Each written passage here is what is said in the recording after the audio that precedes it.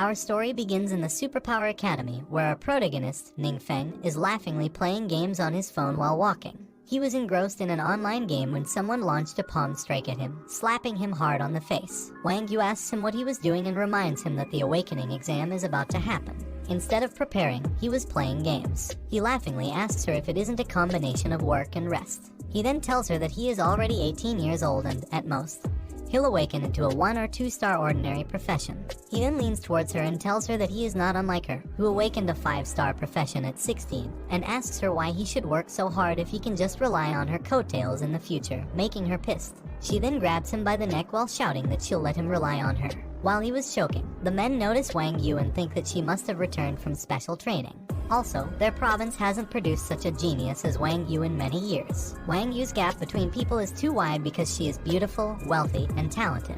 Then they notice him trying to take his phone back, making the men wonder who he was. One of them answers that it was Ningfeng, the infamous trash of the school, because he was about to turn 18, but still hasn't awakened. Wang Yu dragged him by the ears while the men, clearly irritated, ask how someone like Goddess Wang Yu, a nice beauty, could hang out with such a person. One of the men replied that he heard they had been childhood friends but wondered how someone like that could match up with a childhood friend like Wang Yu when he was from an orphanage. Blue Star is a world where games and reality merge, and as long as they are over 16, they have the chance to awaken their abilities and become adventurers. Someone then tells the students that the next awakening miracle could be them. Ningfeng was waiting in line, wondering what was up with Wang Yu because she was being so serious again when it was his 3rd time taking the exam, and he was not a rookie. The instructor tells them that the students called to the front should go to the testing area for assessment, and that the students who successfully awaken will receive a set of basic equipment for their profession. They should also prepare for practical testing. The students begin to chat about what they want to get when the instructor calls his name.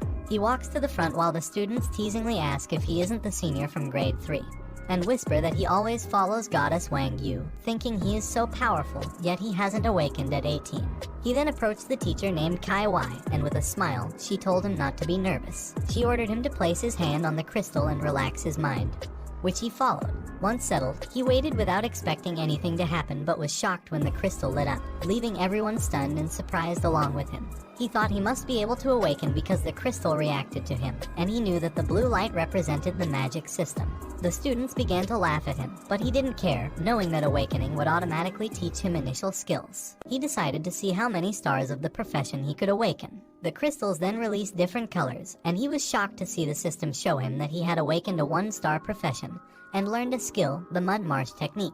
Kai Wai thought it was a pity for him to get only 1 star, and the students began to laugh at him. They teasingly told him to hurry down because standing there was embarrassing, and that garbage is garbage. Kai Wai asked him what skill he had awakened, and when he didn't answer, Kai Wai called him again, catching his attention, and he looked back at her, confused. She thought he seemed to have suffered a big blow from his looks, and after all that silence, in the end, he was still just 1 star. She then gave him his equipment and ordered him to change into it and move to the next stage. He walked away, wondering if he had really not misheard, and remembered the system telling him that his awakening was complete and he had gained passive abilities, Dark Kinship and Mystery Gift. The system also explained to him that the passive skill, Dark Kinship, means he would not suffer a backlash from dark power and could use forbidden spells without any cost. The passive skill, Mystery Gift, meant he could release forbidden spells once a week without consumption, making him wonder if the dark power was the most evil power in that world and if forbidden spells were the highest level of magic.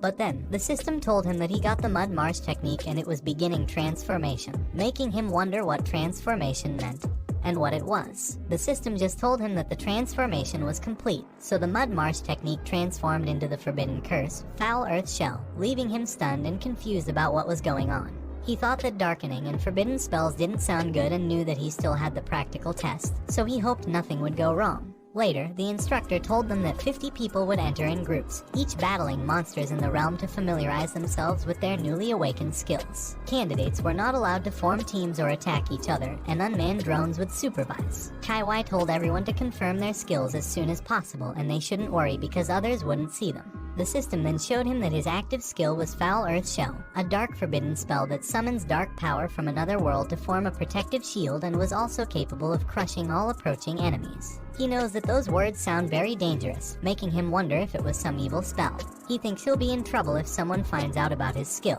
The instructor then ordered them to enter the arena, which they all followed, while he was shouting to the system in panic for an explanation. He then enters the portal and comes out in a sunny forest. The students begin to use their new skills to defeat the goblins inside. While the others are busy fighting with the goblins, he is busy hiding in the bush. When a goblin walks near him, he immediately hides. He was busy thinking that the entire exam venue was monitored by drones, so he dared not use those forbidden spells casually. But knowing that he didn't have any other means of attack, he decided to hide and wait for an opportunity, not noticing the drone flying above him. A man who saw him hiding angrily said that everyone else was leveling up by killing and asked what he was doing. Kaiwai called the man Captain Zhu and explained that Ningfeng awakened relatively late and wasn't in good health. Also, the only activated skill he possesses is a defensive spell, not very suitable for solo combat. Captain Zhu tells her to call Ningfeng out because there is no need for him to continue the exam. After all, with just a 1-star profession, he can't become a real adventurer. But then, the monitoring man makes a confused sound, making Captain Zhu look back at the monitor and ask what is going on. The man replies that he doesn't know, but it seems like the drone was attacked and then the feed was cut off. The man then shouts an alert to everyone and reports that unusually high power fluctuations were detected in the realm, making Captain Zhu panic and order his men to investigate in a hurry and find out what is happening. On the other hand, inside the arena, the drone was destroyed into pieces while the man was on the ground, shaking in fear and asking how there could be such powerful monsters in the exam venue while looking at the huge goblin with sharp blades in hand. The goblin orders his brethren to rise and not to be enslaved any longer. He then orders the goblins to let those invaders die there, which the goblins agree to. The drone flew closer to the goblins, but the leader attacked it with his power, making it explode and fall into a nearby bush. Ningfeng, hit in the head, wondered why the drone fell, but then he was shocked to see a swarm of goblins surrounding him. The leader goblin laughingly said that there was actually a little bug there. A few goblins dashed toward him to attack while he wondered why so many monsters were gathering and guessed that the one in the middle seemed to be an elite leader. He then realized that the drone was gone and thinks that this was a great opportunity to test if the forbidden spell was real. He raised his hand and a purple power emanated from him. The goblin leader was shocked to see an undead rising from underground. On the other hand, at the station, a man shouted that all the screens had lost connection and suddenly, a leakage of dark power occurred in the realms, suspected to be from a king level or above monster. Captain Zhu ordered his men to call for reinforcements immediately and evacuate all non-combatants nearby. Kaiwai knew that a king level or above monster was a disaster capable of destroying a city and wondered why such a terrifying presence would be in the exam venue. Back in the arena, the goblin leader was sweating in horror and fear upon seeing his power, but Ningfeng simply released his undead to attack the goblins. He was amazed to see the forbidden spells in action, thinking they were kind of gross and sticky looking, which scared him. As his undead killed the goblins one by one, the system informed him that he had killed a goblin minion, gaining 10 experience and continuously gaining more experience points for every goblin killed. The goblin leader was shocked by the powerful darkness and asked if he was not human and how this was possible. Then, realizing his movements were slowing down, the leader shouted not to come any closer, but the undead just wrapped around it and killed it. The system then informed him that he had killed the goblin vanguard and gained 6,000 experience. A moment later, the system displayed his character information. His occupation was a mage, his level was 10, health was 10, strength was 8, agility was 8, spirit was 20, and his experience was 12. He was amazed to have gained 10 levels in one go, knowing that in previous years' practical tests, participants could only level up by 1 or 2 levels at most. He thought the experience points from the small monsters were all very low, mainly relying on the elite monster from earlier, and wondered how there could be elite monsters appearing in the exam venue. But then, an item lit up in front of him, making him realize it was the loot dropped by the elite monster, and he noticed that both items were of orange quality. He grabbed the Vanguard Mark, a consumable item of orange quality, which gave him a permanent plus 10 agility attribute. Then, there was the Shadow Butcher's Claw, also of orange quality, with a requirement level of 20. It provided plus 13 strength, plus 16 agility, plus 10% attack speed, plus 5% critical hit rate, and a 10% chance to trigger a combo, and it could be inlaid with up to 3 enhancements. He knew that orange quality was already considered epic level treasure, which meant they were definitely very valuable. And although he couldn't use the claw now, orange equipment could still sell for a lot of money. Excited at the thought of easily leveling up by killing monsters and finally getting rich, he was then startled when the captain ordered everyone to immediately abandon the test and used the teleport scroll to evacuate, making him wonder what was happening. Suddenly, he felt a strong power spreading around him, and when he peeked back, he was shocked to see holes in the ground, making him question why it was so desolate there, if it was the power of the forbidden curse, and if they were all traps. He immediately opened his scroll, knowing it would be terrible if someone found out, so he must run away. The other students used their scrolls to leave the arena too. Captain Zhu shouted to everyone not to stay there and to leave immediately to return to the city. Zhu clenched his teeth, thinking that even if everyone present teamed up, they wouldn't be able to resist a king level or above monster, and he didn't know if reinforcements would make it in time. But Zhu was shocked to realize that the source of the dark power suddenly disappeared, fearfully wondering if that demon had escaped outside the realm. When he came out from the arena, he saw Kai Wai telling someone that it was already beyond what they could handle, so she'd report immediately, and everyone had to remain silent to avoid large-scale chaos. She also ordered the activation of the school's ceiling array, leaving only one exit for unrelated personnel to evacuate quickly. He called out to Kai Wai to ask, but she worriedly asked if he was okay. He replied that he was fine, and she ordered him to leave in a hurry, telling him that the school was temporarily suspended, so he shouldn't come back unless necessary. Later, he asks Wang Yu what is going on because it seems like their teacher, Kai Wai, is facing a formidable enemy. She replies that she heard an unknown power source was detected in the exam venue and that the whole school had been sealed off. He wonders if it could be the unidentified elite monster and thinks about how hard it was for him to endure until awakening, only for the test to be interrupted halfway. Wang Yu notices his disappointment and thinks that the incident has hit him hard. She then tells him that defensive spells can save his life, but they are not suitable for leveling alone, and starting tomorrow, he'll team up with them. He thanked her for her kindness but told her that it was not necessary because he can level up on his own. He proudly thinks that it's not that he doesn't want to, but he only knows the dark forbidden spells, so he can't casually use them in front of others, while Wang Yu looks at him, confused. She then shouts to him that no refusal is allowed, and tomorrow morning at 8 o'clock, at the west gate, she'll be waiting for him. He tried to stop her, but she just walks away, leaving him frustrated and shouting, asking why she won't listen to him. He also shouts that Wang Yu is so autocratic. But he calms down, knowing that it was bad, and wonders if he should fake being sick. He then realizes that it won't work because, with Wang Yu's personality, he can't avoid her indefinitely. He then thinks of a plan and wonders if it'll work. Later, he arrives at Yuan Cheng Exchange, aware that some equipment comes with skills attached. He plans to buy an item with a Meyer spell attached and pretend to use it tomorrow. He walks into the store, hoping that the system won't turn the equipment's skill into a forbidden spell, and thinks about selling the loot from earlier monster fights. A pretty lady asks him how she may assist him, and he replies that he'd like to purchase an item with the Meyer spell attached, whether it's a weapon, clothing, or accessory. She asks him if he is a newly awakened student and tells him that there is no need to specifically buy a low-level spell like the Meyer spell because they have many items with high-level spells attached, more suitable for leveling up. She offers to show him some, but he replies that there is no need for it because he just needs it temporarily, so the equipment level doesn't need to be too high. The lady then calls someone to assist him and walks away, remarking that after all, he was a penniless person and she was not going to bother serving him, so he should let the newcomer handle him, leaving him confused. Then, another lady asks him how she can assist him, and he replies the same. The lady showed him the equipment. He tried the gloves, armor, and a sword that he couldn't lift. But in the end, he settled for a ring. The lady asked him if he was satisfied with that ring, and he replied that it was fine.